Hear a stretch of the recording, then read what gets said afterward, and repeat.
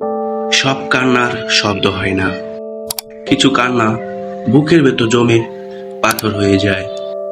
চোখ দিয়ে জল পড়ে ঠিকই, কিন্তু চিৎকার করে সেই কষ্টের কথা কাউকেই বলা যায় না। আজ আপনাদের শোনাবো তেমনই এক বুক ফাটা কষ্টের গল্প। গল্পের নাম বোবা কান্না।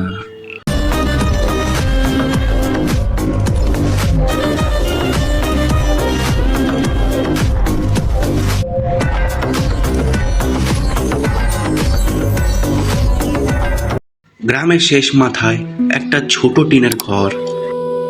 বাইরে ঝুম বৃষ্টি হচ্ছে। ঘরের ভেতর টিমটিমে আলোয় বসে আছেন বৃদ্ধ রাশেদ মিয়া, বয়স 70। কাঁপাকাঁপি হাতে তিনি একটি পুরনো ছবির ফ্রেম মুছছেন। ছবিতে তার একমাত্র ছেলে সাইমন হাসি মুখে দাঁড়িয়ে আছে। আজ থেকে 20 বছর আগের কথা। রাশেদ মিয়া তখন দিন মজুরের কাজ করতেন। নিজের পেটে গামছা বেঁধে রোদ বৃষ্টির মাথায় নিয়ে তিনি সাইমনকে বড় করেছে। সাইমনের যখন কলেজে ভর্তির সময় হলো, তখন টাকার জন্য রাশেদ মিয়া তার শেষ সম্বল প্রত্যেক ভিটো মাটিটুকু বিক্রি করে দিয়েছিলেন। নিজে ছেঁড়া লুঙ্গি পরেছেন, কিন্তু ছেলের পড়াশোনায় কোনো কমতি রাখেননি। সাইমনও তখন বাবাকে জড়িয়ে ধরে বলতো, বাবা, আমি বড় হয়ে তোমার সব কষ্ট দূর করে দেব। সাইমন এখন শহরে থাকে, মস্ত বড় মাল্টিন্যাশনাল কোম্পানিতে চাকরি করে। শহরের বিলাসবহুল জীবন আর বড় লোকদের সাথে মেলামেশা সাইমনকে বদলে দিয়েছে। সে এখন এক ধনী ব্যবসায়ীর মেয়েকে বিয়ে করে আলিশান ফ্ল্যাটে থাকে। গত 3 বছরে সে একবারের জন্য বুড়ো বাবার খোঁজ নেয়নি। রাসেল মিয়ার পকেটে একটা সস্তা বাটন মোবাইল ফোন। তিনি প্রতিদিন ফোনটার স্ক্রিনের দিকে তাকিয়ে থাকেন। যদি একটা ফোন আসে, প্রতিবেশীরা যখন জিজ্ঞেস করে, রাশেদ ভাই, ছেলে ফোন দেয় না, তখন তিনি বুক ভরা কষ্ট চেপে হাসি মুখে মিথ্যা বলেন, হ্যাঁ দেয় তো, আমার ছেলে অনেক বড় চাকরি করে, খুব ব্যস্ত থাকে। কিন্তু গোপনে রাতের অন্ধকারে বালিশ ভিজে কাঁদেন। হঠাৎ এক রাতে রাশেদ মিয়ার তীব্র স্ট্রোক হয়। প্রতিবেশীরা তাকে উদ্ধার করে গ্রামের ক্লিনিকে নেয়, কিন্তু অবস্থা আশঙ্কাজনক হওয়ায় তাকে ঢাকার এক সরকারি হাসপাতালে রেফার করা হয়। গ্রামের প্রতিবেশী রহমত আলী নিজের পকেটে টাকা দিয়ে রাশেদ মিয়াকে ঢাকার হাসপাতালে নিয়ে আসেন। হাসপাতালের নোংরা বারান্দায় একটা স্ট্রেচারে শুয়ে রাশেদ মিয়া ঝাপসা চোখে চারপাশ দেখছেন। চারদিকে মানুষের চিৎকার, কান্নার আওয়াজ আর ওষুধের গন্ধ। ঠিক তখনই তার চোখ যায় করিডোরের মাথায়।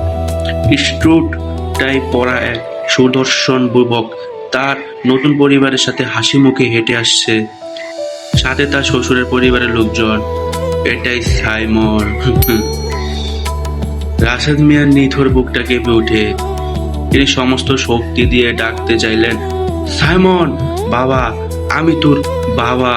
কিন্তু মুখ দিয়ে কোনো শব্দ বের হলো না।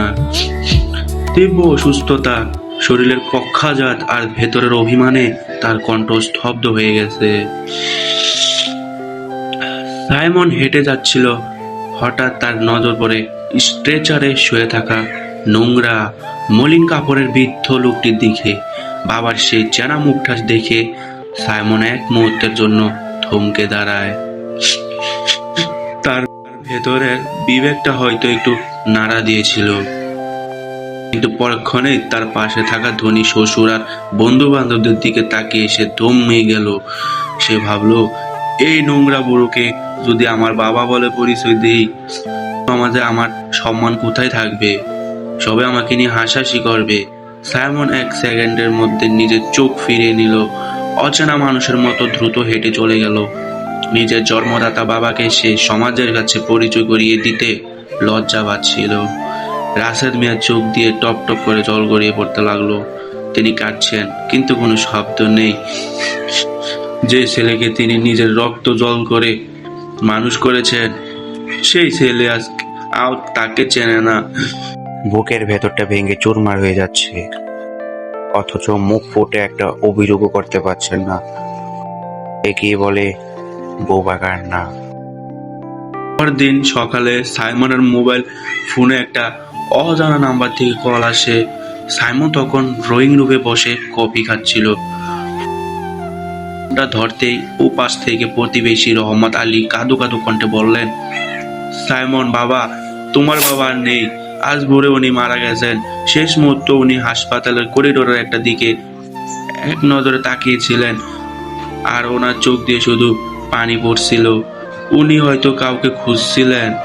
সাইমনের হাতের কফির কাপটা মেঝেতে পড়ে ভেঙে খান খান হয়ে গেল। তার পায়ের তলার মাটি যেন সরে গেল। সে বুঝতে পারলো কাল রাতে সে কাকে অবহেলা করে চলে এসেছিল। সে দ্রুত হাসপাতালে ছুটে যায়, কিন্তু ততক্ষণ অনেক দেরি হয়ে গেছে। সাদা কাফনে ঢাকা বাবা লাশের সামনে দাঁড়িয়ে সে চিৎকার করে কাঁদতে চাইল, কিন্তু তার গলা দিয়ে তখন কোনো শব্দ বের হচ্ছিল না। প্রকৃতির কি নিয়ম, প্রতিশোধ।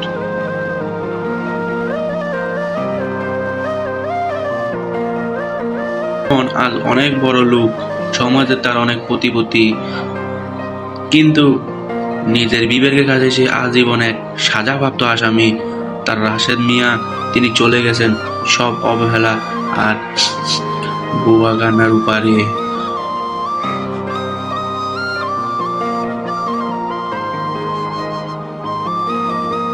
বন্ধুরা, গল্পটি যদি আপনার হৃদয় ছুঁয়ে থাকে তবে এখনই আমাদের চ্যানেল সাবস্ক্রাইব করুন। আপনার মূল্যবান মতামতটি কমেন্ট করে জানাতে ভুলবেন না। তো ধন্যবাদ আপনাদেরকে গল্পটা শোনার জন্য। তো আজকে এতটুকুই, বাই।